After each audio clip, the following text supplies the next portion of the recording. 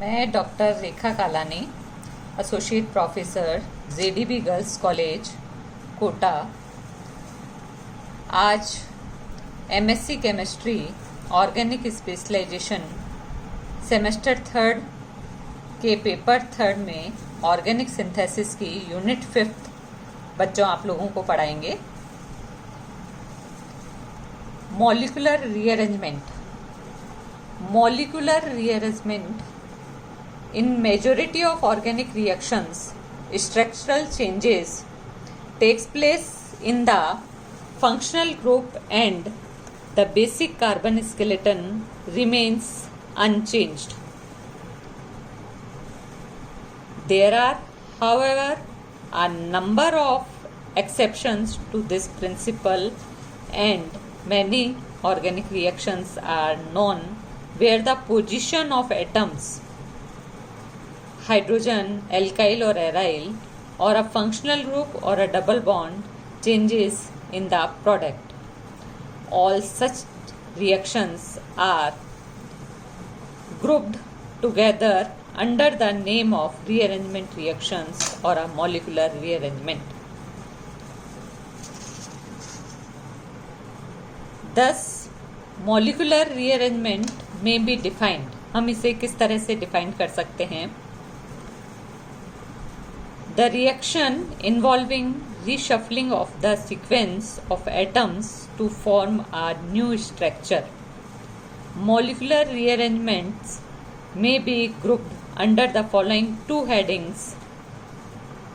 First, intramolecular rearrangement. If rearrangements occur within the same molecule, they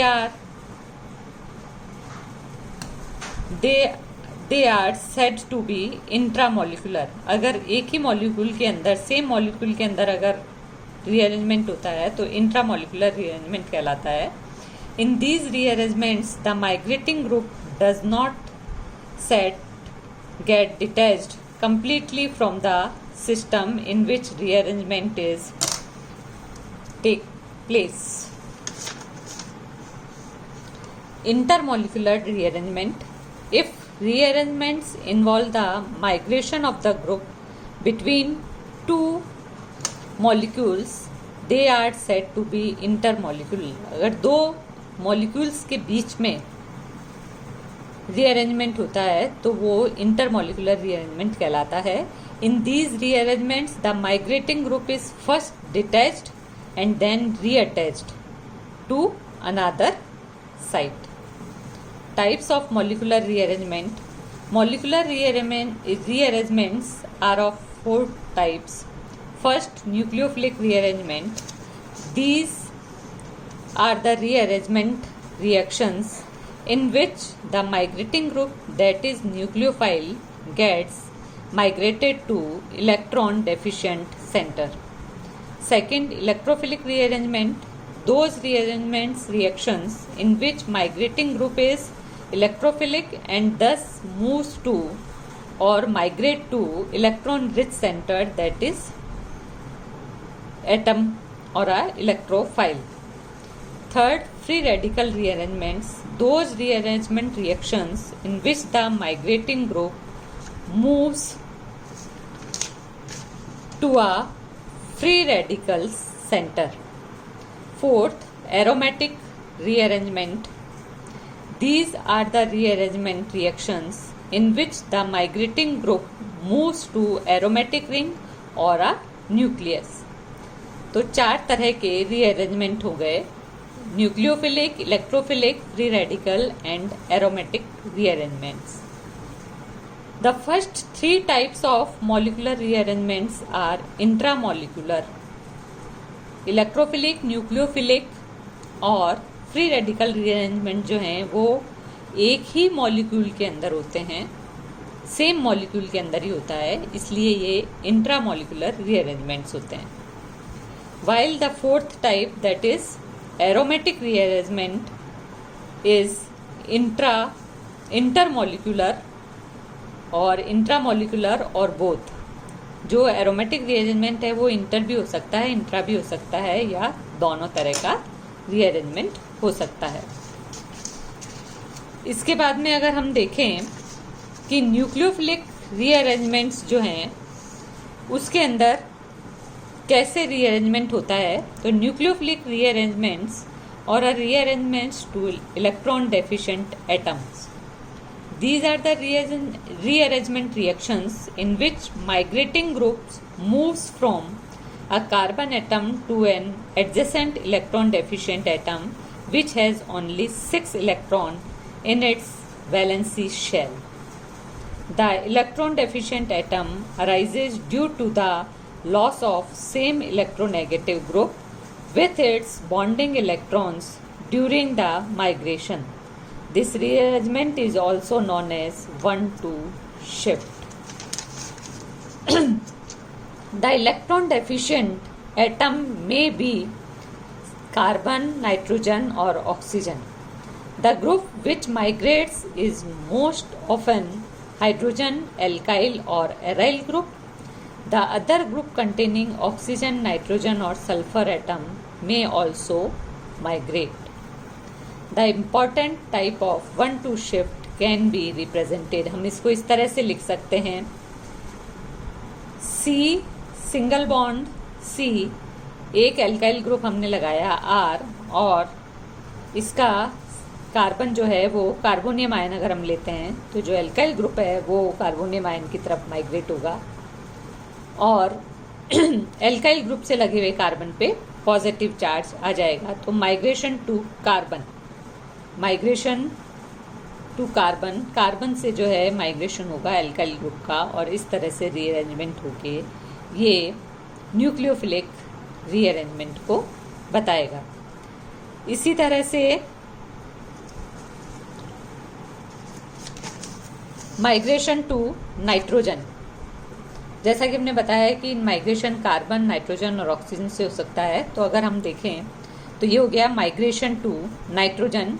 इसमें C single bond N के पास में एक positive charge है और 2 लोन पेयर ऑफ इलेक्ट्रॉन्स हैं. तो जो एल्काइल ग्रुप है वो नाइट्रोजन के पास में आएगा और C कार्बन और नाइट्रोजन के बीच में डबल बॉन्ड का फॉर्मेशन होगा. एक lone pair of electron carbon के पास जाएगा और एल्काइल ग्रुप से जो है वो एल्काइल ग्रुप जो है वो नाइट्रोजन पे आके अटैच हो जाएगा. तो ये जो नाइट्रोजन पे आके अटैच हो रहा है वो पॉजिटिव चार्ज वाला, तो ये कार्बन और नाइट्रोजन के बीच में डबल बॉन्ड का फॉर्मेशन करेगा.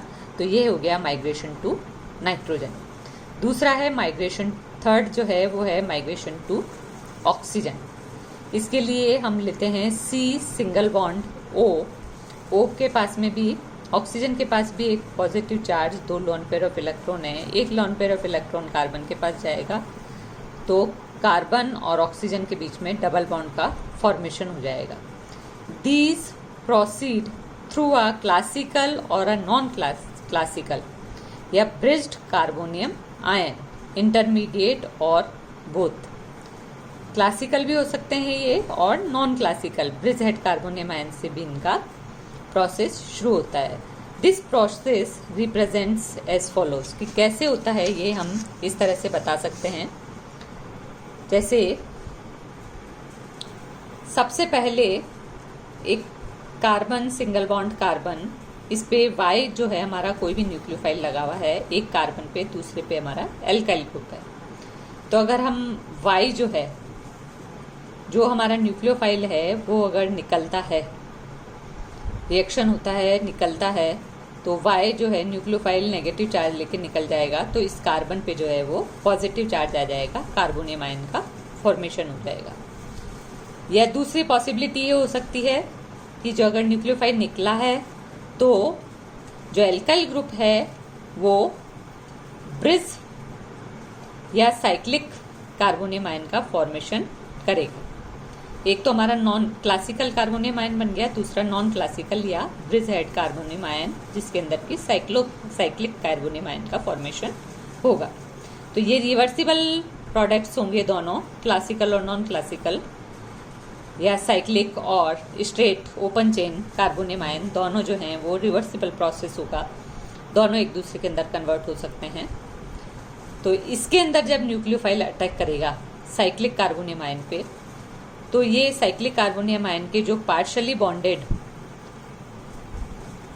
ग्रुप्स हैं, जो कार्बन हैं जिससे कि एल्काइल ग्रुप पार्शली बॉन्डेड है, वो बॉन्ड ब्रेक होगा और एल्काइल ग्रुप एक कार्बन पे चला जाएगा और दूसरे कार्बन पे जो है अपोजिट साइड से न्यूक्लियोफाइल का अटैक होगा। इसी तरह से जो हमारा क्लासिकल कार्बोनियम आयन है उसमें भी रिवर्सिबल होगा।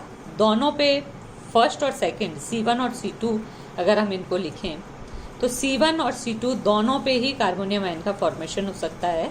तो ये रिवर्सिबल प्रोडक्ट बनेंगे 1 और 2 दोनों शिफ्ट होगी, इसीलिए हम इसे जो है 1-2 शिफ्ट भी कहते हैं। तो इन पे अगर दोनों पे से किसी भी कार्बोनियम आयन पे न्यूक्लियोफाइल अटैक करेगा तो सेम प्रोडक्ट बनेगा, वही जो कि एक साइक्लिक कार्बोनियम आयन के न्यूक्लियोफाइल एक साइक्लिक कार्बोनियम आयन पर न्यूक्लियोफाइल के अटैक करने से बनता है। तो इसके अंदर एल्काइल ग्रुप और न्यूक्लियोफाइल दोनों जो हैं वो अपोजिट साइड के अंदर प्रेजेंट रहेंगे। ठीक है, तो इस तरह से जो है वो हम एक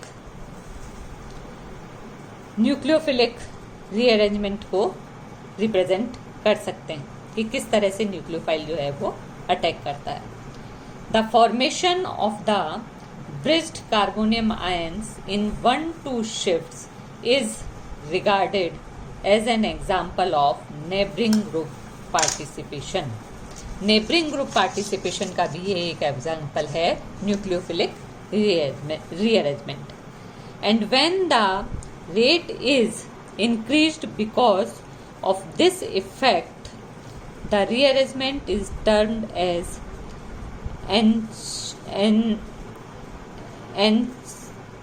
enchimerical assisted.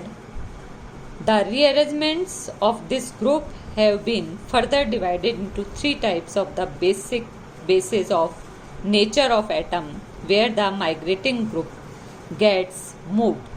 The 3 types of as follows. First, the rearrangement to electron deficient carbon, rearrangement to electron deficient nitrogen and rearrangements to electron deficient oxygen. 3 types के जो हैं वो रीअरेंजमेंट इसके अंदर प्रेजेंट हो।